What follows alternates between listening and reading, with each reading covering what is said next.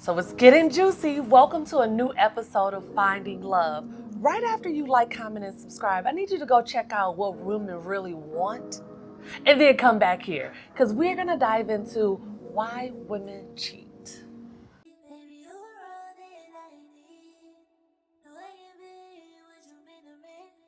Made me feel complete. Years older, you got me years older. Baby, you're all that I need. Now I can be what you mean to me. Boy, I know you need this. So it's always been an ongoing debate. Do men cheat? Do women cheat? Who cheats more? But let's just dive into, do women cheat? Why do they cheat? And can they change if they are cheaters? That's good. I mean, it was a little hard for me to begin with, just kind of brainstorming for this topic because I know a lot of good women. I know happy women in marriages.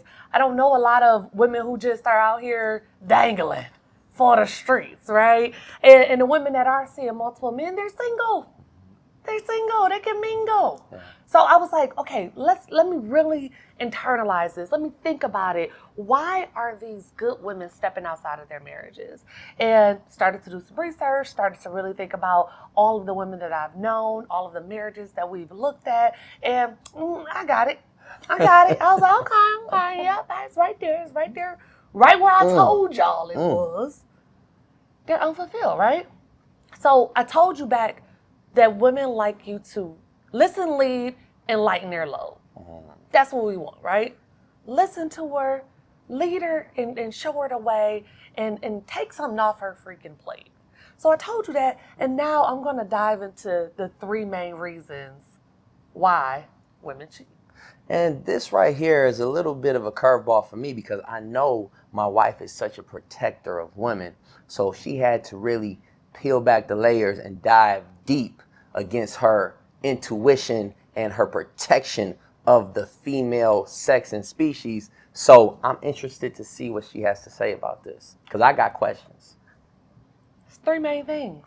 And I'm going to keep it alliteration so that you guys can take this in and take it to the bank. She is unseen, unfed, and or unfulfilled. And somebody else done did it. Somebody done saw her, fed her, fulfilled her. And the thing is, and we're going to dive into this a little later, but the reason that she even takes the bait of being seen, fed, or fulfilled, it starts internally and then at home. So a lot of times guys feel like because they are providing or because they are in the house or because, I come home at night that they are present. And the wife is feeling unseen.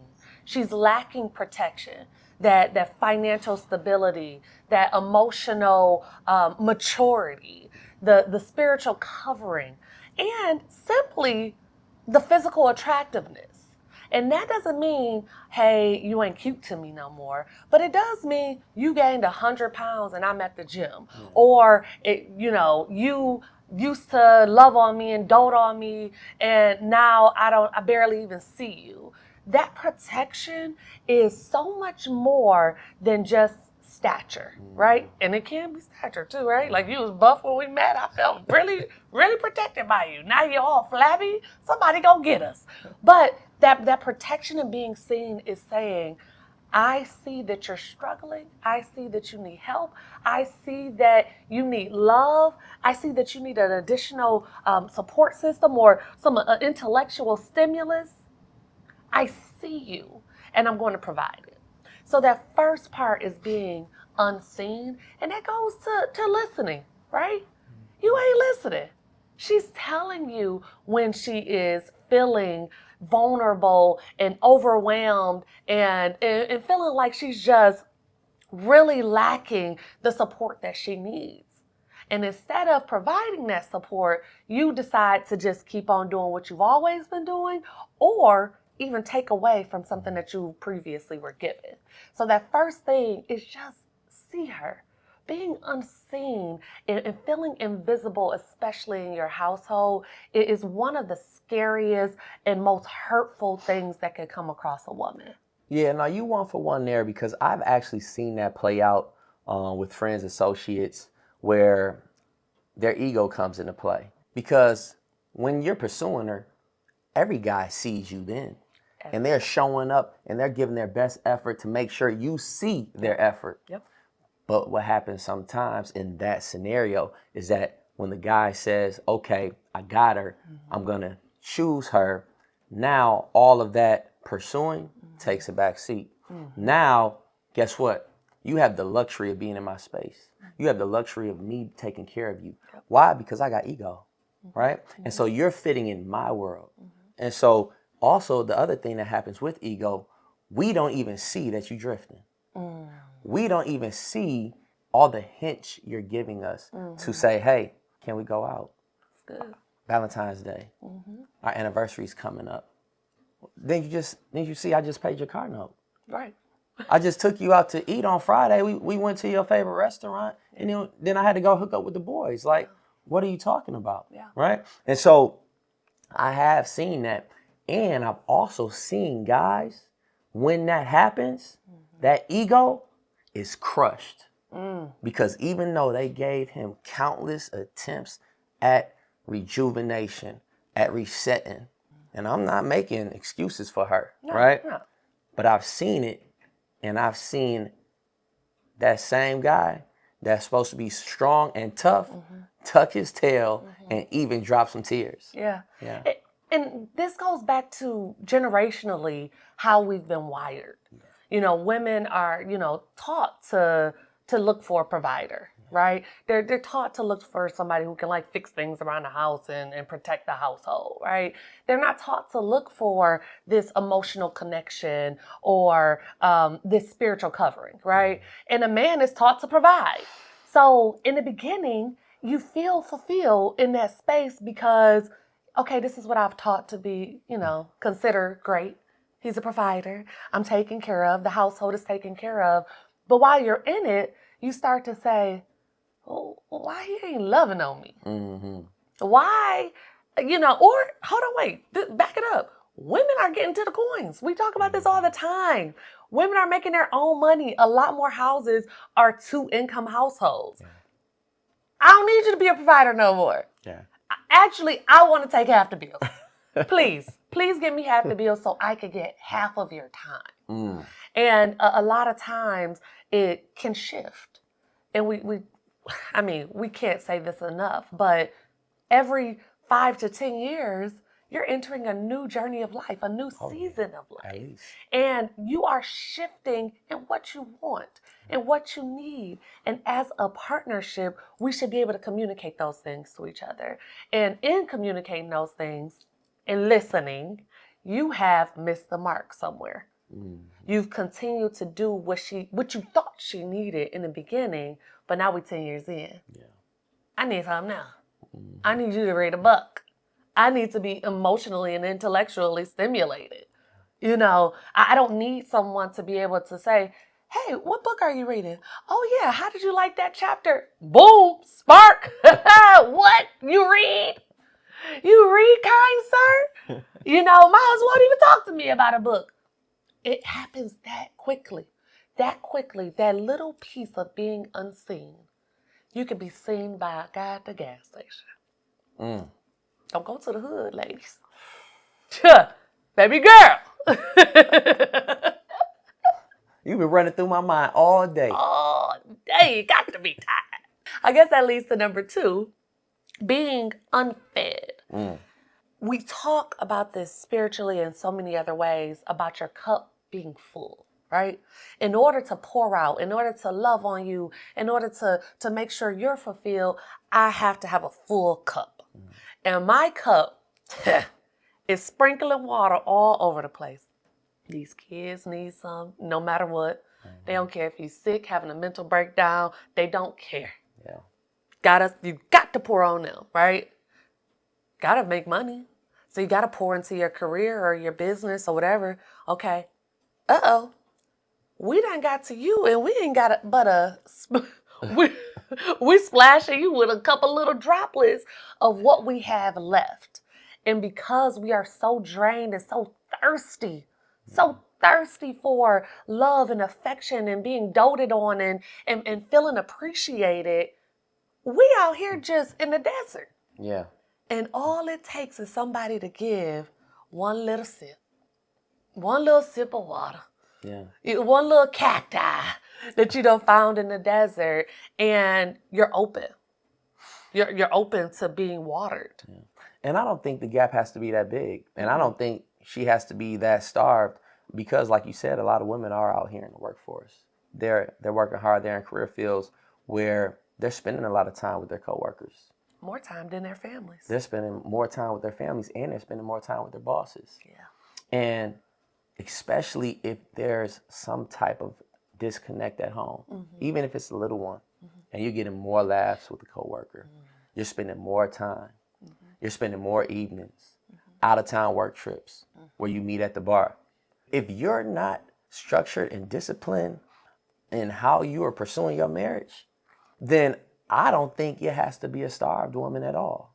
I think it can be a woman that at least feels that she's not being fulfilled in that moment or in that season.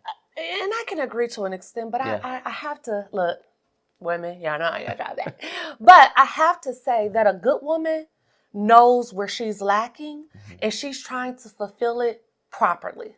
Okay, so if I'm feeling like there's a disconnect in the home, I'm pulling up a devotional about how to feel more connected to my husband.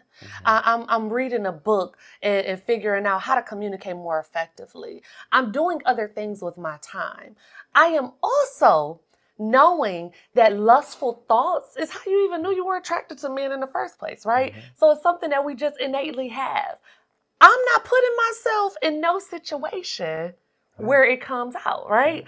For instance, you don't have to go have a drink with your boss at the bar. Right. Your boss a little fine.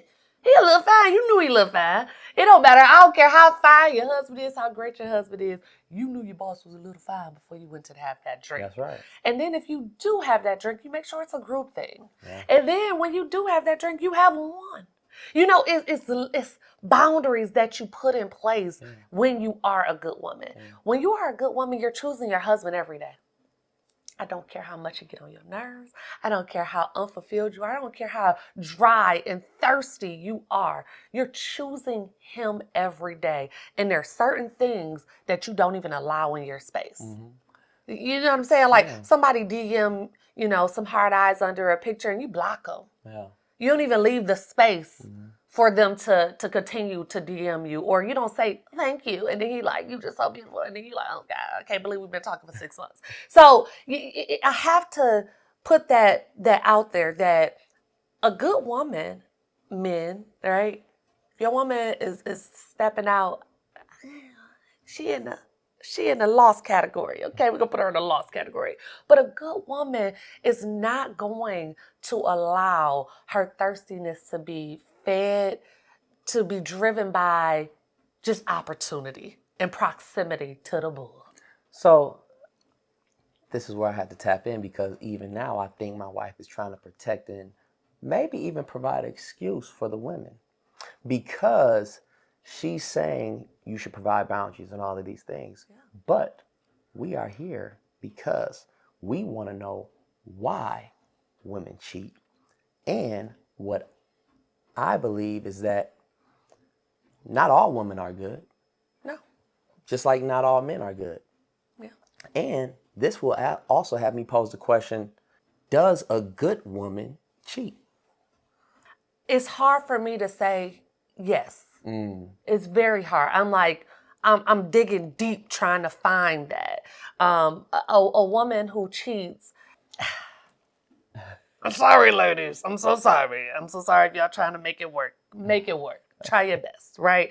But a woman who cheats, especially in marriage, is different from a woman who cheats in a relationship. True. Okay, Right. I'll come back to that one because there are asterisks there. She can be great. Yeah. She can be great, and you just ain't doing it for her, okay? But she don't know how to break up with you. But that's next. In marriage, a woman who cheats is looking for something better. She's already out. She's gone. She is looking for the person to fulfill her in a way that she knows that you can. Yeah. She's not looking to reconcile, or she's not looking to find the goodness in you or communicate effectively with you, or try to get back poured into, right? Yeah. Or try to get back seen. She's trying to be seen Yeah. somewhere else.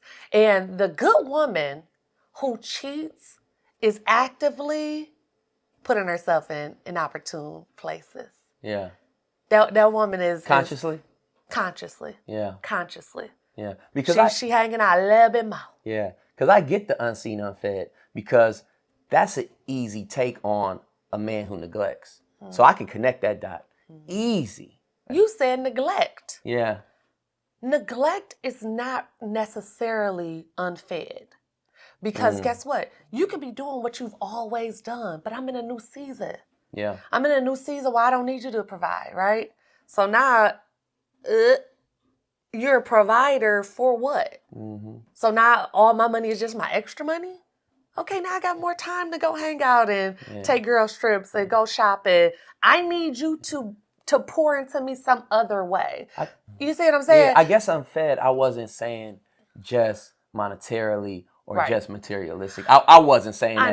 I know. You know? I'm just saying, like, if you think that you are pouring into her because you're a provider, mm-hmm. you know, or you're a gift giver, right? You come in with flowers all the time. You come in with gifts every Friday, and you're a gift giver. But again, I don't need no gifts. Yeah. I need your time. Yeah. I need to have some intellectual conversations. She's evolved away from that. I'm on to the next. I don't need no more shoes. Yeah. I ain't even going nowhere. We got kids. We at home. I don't even wear those shoes. I didn't wear those shoes. You know? Yeah. So it's like you doing what you've always done, but we're in a new season and you're not paying attention to me. So unseen is not neglect. Yeah. Unseen is just that. Look at me right now, where I am right now, and who I need you to be, and who I've been telling you I need you to be. Okay, so we got unseen. Yep. We got unfed. Yep. What's the third? Unfulfilled. And the uns. The uns. Okay, you just you lost me. Okay, so unfulfilled. This goes back to, you know, my favorite thing is that soft girl era, right? Mm-hmm. Feeling like a lady. Feeling just loved and doted on, and you like you're so fine to me, right? Like feeling like I know for a fact my man ain't going nowhere because he loves me so much. It's that trust bond. Yeah. It's that you know, you're sacrificing time with other things or with work to dote on me. Mm-hmm. You are making D&D time, do not disturb time, date nights. You're making this happen by all means. You're pouring into me. And a big part of being a leader is showing me the way. Mm-hmm. And this doesn't stop. This doesn't stop. You don't show me the way and now we on the way, right? Yeah. No, continuously showing me the way, doing things and, you know, researching topics about things that I'm interested in and helping me move forward in my career or helping me move forward in my fitness goals or helping me move forward in anything that I'm working on. Like fulfilled is such a complex word because it takes a multitude of layers. It's layers to this thing. Mm-hmm. Fulfilled is also pleasure and passion, right? You know, sometimes you get into the habit of, all right, this is how we do it. This is when we do it. These are the days that we do it. Okay, it can be great. Everybody can, you know, leave like, we did that. But fulfilled is like, you devoured me in a way that I'm like, he still want it, and I still got it, okay? Fulfilled is so much more than just the simple nuances of loving each other. Yeah. And when we are fulfilled, when women are fulfilled, there is no bounds. There are no bounds to what we would do to make sure that you feel respected, that you feel and internalize our loyalty, that you feel passion and taken care of, that you feel seen and protected and safe as well. There is no bounds to cook and clean and sexy. Yeah. We like, what my baby need? Yeah. But I could sympathize with that woman because that sounds like a woman that's making an effort. Yeah. But it's a new breed of woman out here now. And they are predators. And I have to protect the good guy that is being taken advantage of. Yeah. I've seen several guys that I know through testimonials and through stories that have been shared with us that they're the nice guy that finishes last. She was not transparent in her feelings for him because most of these guys that I'm talking about are the sole providers for their family. Yep. Married or unmarried, they have taken on the responsibility of that woman's kids. Mm-hmm. Yeah. They have had kids with them. And that woman was not authentic in the relationship in the beginning. Mm-hmm. And she never had him as her first choice. And so I've seen girls spin the block on the preferred guy at a beck and call.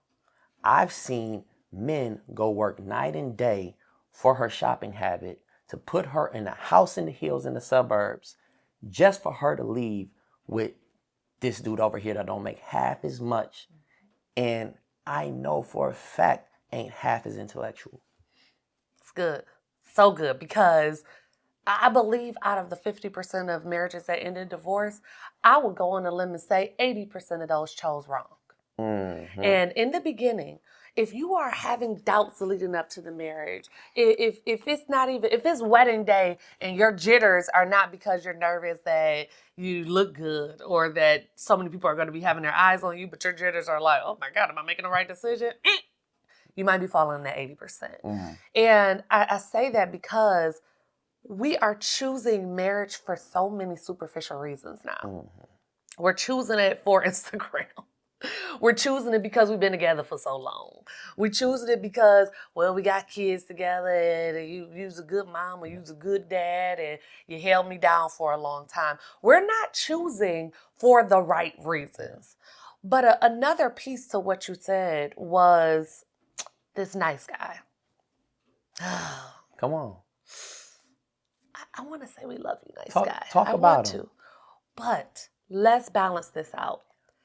In order for me to live in my femininity, in my soft girl era, to feel like a lady, I need to feel that testosterone come up off of you. That means I can't talk to you any type of way. You can't allow me to talk to you any type of way. I can't make decisions for our household without consulting with you. That needs to be something that you demand as far as respect. I need to see you show up tough and hard and in stature. I need to feel the testosterone off of you. I can't be a lady and you a lady too. Period. And a part of being a lady is going with the flow, having a little bit of naivety that, that we allow y'all to think, and just being just not assertive, right? Yeah. And so the nice guy, the guy who's kind and generous and loving is not those aren't the characteristics of you that are losing. Yeah. It is the being naive, not taking the lead, not demanding respect that is allowing that woman to lead a life out on these streets. Yeah. And here's the thing. If somebody gets caught cheating and you mad for 2 days, even if you blow up and throw a vase on the floor, what is stopping me? Yeah. The third day we got back together. And guess what? My cuddy buddy is waiting on standby for when you get over it and I can come back outside. Yeah. All right. So you have to set the standards as a man in order to give me that soft girl era. Yeah. In order for me to be fulfilled as a lady, I need to feel a little bit of that testosterone. Yeah, you're right, because it has been a role shift, and I've seen it in them, Yeah. where those guys are naive, Yeah. and sometimes they are purposefully naive, and they do not demand respect. No. And there's been red flags in the beginning, and yet they still choose her. They still choose the woman who, man, something ain't right. Yeah. She's not available. She's giving me the cold shoulder. I'm constantly hitting her. The role reversal of a woman stepping into masculinity and the men stepping into femininity is super real in that scenario. Yeah. And in that scenario, I've never seen it win. And I've always seen that nice guy lose. Facts. I mean, also, Yeah. that woman who's stepping out on that nice guy, she's still cooking and cleaning, having sex with him. She's still taking care of his kid. It might not be, the sex might not be as much because she got to give her cutty buddy a little bit too. But she's still doing all the things. So he's still cool. Don't ever, I don't think that this woman is just like, I'm going out with Ray and you watch the kids. No, she's still making sure they hair good, clothes laid out. She's still washing your clothes, cooking and cleaning. She's still doing all the things that you told her that you wanted. Nice guy, right? You ain't demanding much more from her. So her taking care of the household, you being the sole provider, that's kind of how we came into this thing.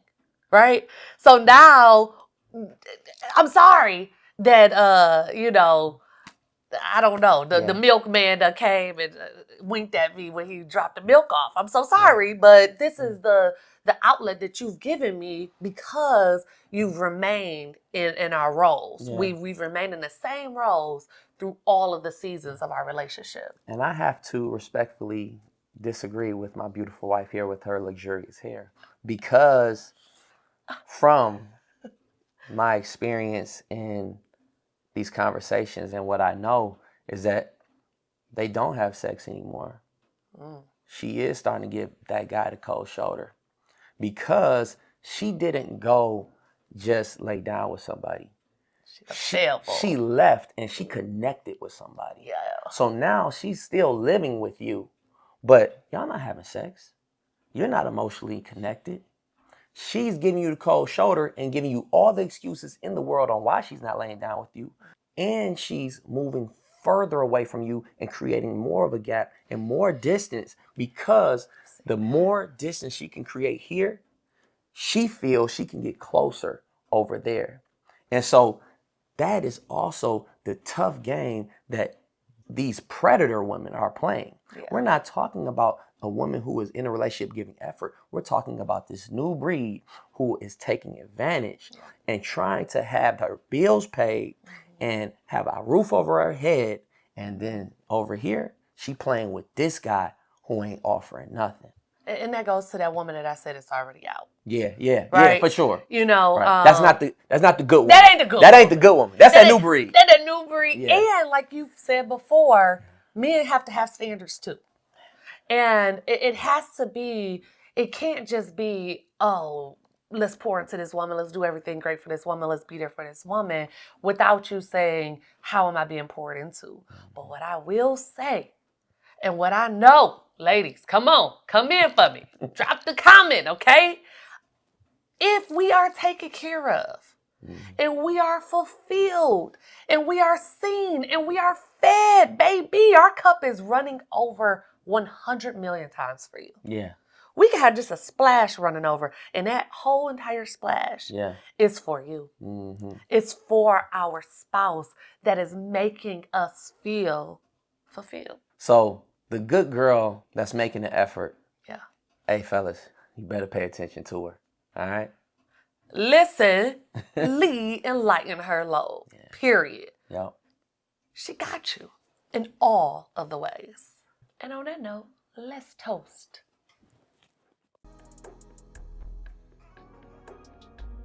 First, I want to toast to the good brothers. I want to toast to the nice guys. Keep your antennas up. Keep your radars up early in the relationship, because there's a new breed of woman out here and she will take advantage of you. And so make sure that your good heart, your good intentions are never being manipulated or being swindled in such a way that you're gonna lock up your life and all of the things that you have to offer to a woman like this. But the second thing is, and the second person I'm toasting to, is the guy who thinks he's got it all figured out. The guy who thinks he has the great wife and a great family, and it's all because of what he provides. If you are not providing the intangibles, if you are not providing the space and filling the space between her mind and her heart and her soul, you may be neglecting her. This is a PSA to you to go home, tap in, look at her, and see exactly what she needs to make sure she is seen, fed, and fulfilled. Cheers. Cheers. We are finally here at season 2, and we could not have done it without any of you. We're talking all stages of relationships, from dating to courting to marriage to reaching that forever status. We are bringing all the true stories to the forefront, and guess what? This year, we're coming back bigger, better, and stronger, and it's all because of all of you. So stay tuned for what we're going to do next. We are on all platforms at I Am Finding Love, and be sure to subscribe to our website at IamFindingLove.com. And do not forget, tune in each and every Friday as you keep asking us questions and we keep delivering the answers. Baby, you're all that I need. No, I can be what you mean to me. Make me feel complete. It's OD, you got me, it's OD. Baby, you're all that I need.